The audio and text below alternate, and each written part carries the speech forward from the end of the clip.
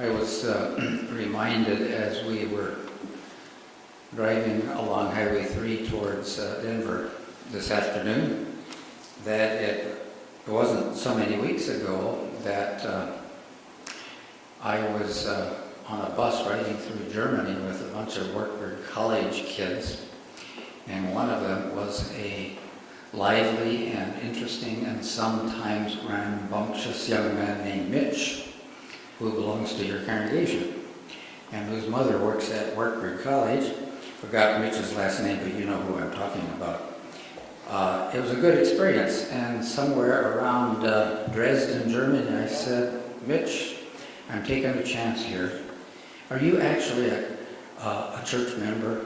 Or are you one of those teenagers who thinks they have better things to do? And he said, no, I belong to a church in Denver. And I said, well, I know the ELCA church is sitting up on the top of the hill. He said, that's it. That's my church. So at least I knew he wasn't making it up. It was good to meet those kids. I want to focus with you, if I may, on the first part of the gospel reading. I know that most people are in love with the last part, which talks about bearing burdens and people who are weary and heavy laden. Perfectly good text. But I'd rather tackle something from the beginning of that reading, which has to do with eating and the different styles that John and Jesus seem to have had when they devoured food, and the kind of interesting trouble that got them into. And to lead into that, permit me, if I may, to share with you a dialogue that came out of one of my older daughter's favorite movies. Maybe it's appropriate for your congregation because the movie's title is For Pete's Sake. Some of you have perhaps seen it. It's been out for a while. It was a comedy. One of the leads in it was Barbara Streisand, who plays the part of a harried New York City housewife who, with her taxi driving husband Pete, is trying to make ends meet. And if you know anything about the cost of rent in New York City, you know it takes a lot of scrambling just to pay your bills in a place like that. So she is coming up with one scheme after another to help to raise funds and to pay the bills. And she doesn't know what to do with surprises that get in the way of balancing the budget, because she really doesn't have any room for that. So she manages to get herself into a scrape, and it requires that she visit with her insurance adjuster. In a very funny, highly frustrating scene, this desperate housewife confronts her insurance claim manager. And I want to say, if there are any insurance employees in the room, I'm not talking about you. And in a minute, you'll understand why I said that.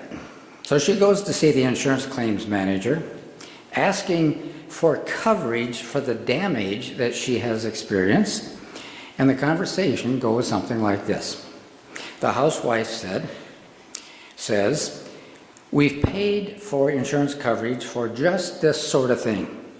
And I want you to tell me how much you're going to pay us and how long we're going to have to wait before we can collect. The adjuster says to her in the kindest voice possible, now, madam, I need to remind you, this accident was caused by your negligence. And that means you're at fault. You understand that, right? And she is not dissuaded. She says, yes, I know, but we have insurance, and we pay for it. And this is a situation that you promised to cover. It's in our policy. You have to pay. The adjuster says, but madam, surely you understand. If you file this claim, we will have to increase your premium substantially, and you probably won't be able to afford insurance in the future. Are you absolutely sure you want to do that? So the housewife says, so what you're telling me is I have insurance and I've paid for it, but I can't really use it because if I do, then I might lose my insurance because the premiums will go up and then I won't be able to afford the policy. The adjuster says, that would be correct. The housewife says, so what do you suggest that I do? The adjuster says, well, not file a claim. That way, everyone will be happy. The housewife says, no, that way you'll be happy and I will be very unhappy. The adjuster says, but you'll be happy because we won't have to raise your premiums or perhaps even cancel your policy. The housewife said, so let me ask you this then. If I have insurance, but I can't really use it, then what's the point of having insurance in the first place? And the adjuster, in a moment of total transparency, replies, peace of mind. Now, that's a very funny exchange, and when I heard it, I thought, no, I wouldn't have peace of mind if that's the way I was treated by my insurance adjuster, probably only in New York this would happen. But we are not the hapless housewife caught in this dilemma. From the housewife's point of view, this is a perfect example. It's okay to use this language in church because you understand me.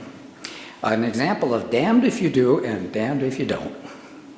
You could also call it a catch-22 situation in which there is no good, logical, sensible way out of a perplexing situation.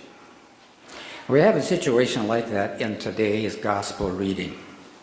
The writer of Matthew describes a situation in which Jesus is confronting his enemies, and he has a lot of them, according to Matthew.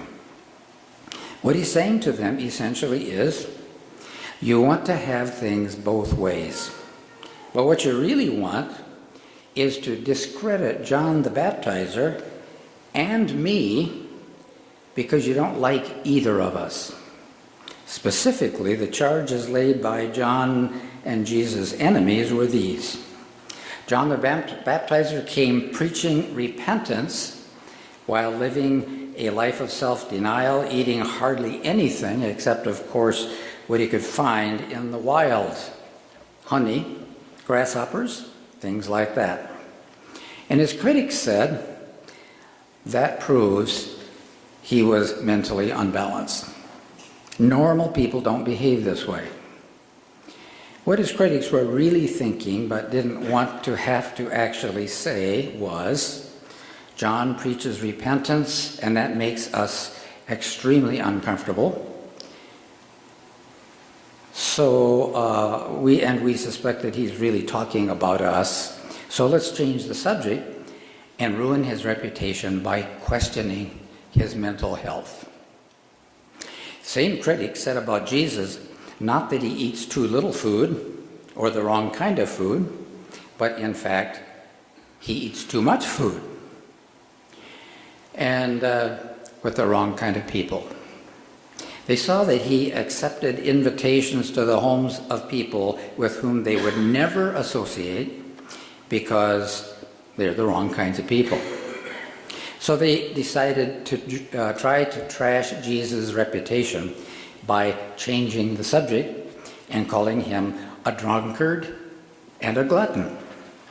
Undoubtedly, they realized that Jesus was affirming outcasts and vulnerable people whom they also should have been caring for, but weren't, so they had to do something to stop Jesus in his tracks. So, in one tight paragraph in Matthew, we have two interesting charges. Eat too little, they call you crazy. Eat at somebody's banquet table, they call you a drunken glutton. Damned if you do, damned if you don't. To John's and Jesus' credit, neither of them took their critics' empty judgments seriously. They did not not let such hollow criticisms slow them down. They knew who they were and what they were about. They continued to do the work they knew that they had from God, full speed ahead, and I suppose you could say the critics be damned. Now you and I, when we try our best to do the right thing as we see it, are going to get pushback. I suspect that you've experienced this already, especially from people who see what we do as a threat. The best advice that we can take from the Christian scriptures, and particularly from this reading in Matthew, is the message that this text gave us. Ignore the critics. Know what you believe. Do what you know is right.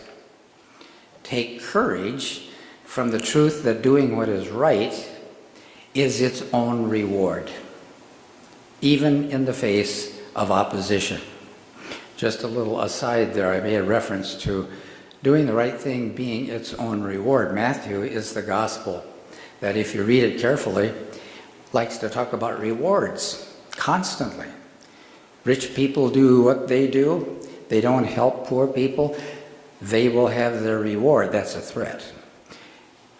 You folks who believe what God is telling you, read the Sermon on the Mount and do it, you will have your reward. That's a promise.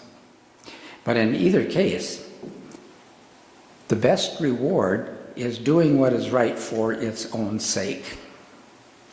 The best work for the building up of the rule and the reign of God on earth is always done by those who learn to stop worrying about appearances, about how they look to other people, about whether other people approve of what they do.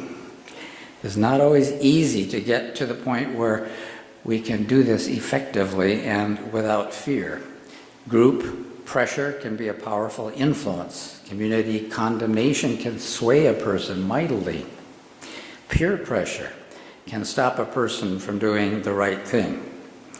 This is why God invented parents for teenagers, because teenagers get peer pressure all the time, and they need some people to help them understand you don't always have to do what everybody else tells you, especially when the group is arguing for something that's not healthy.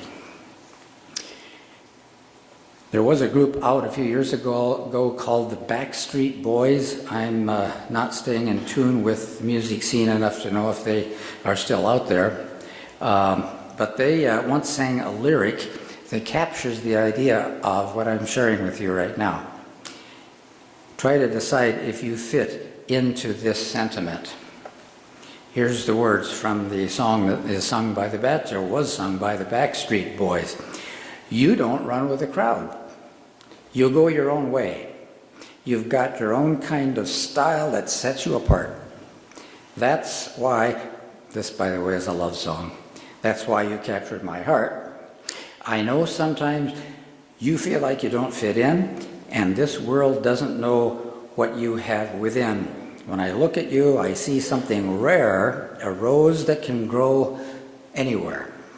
And there's no one I know that can compare.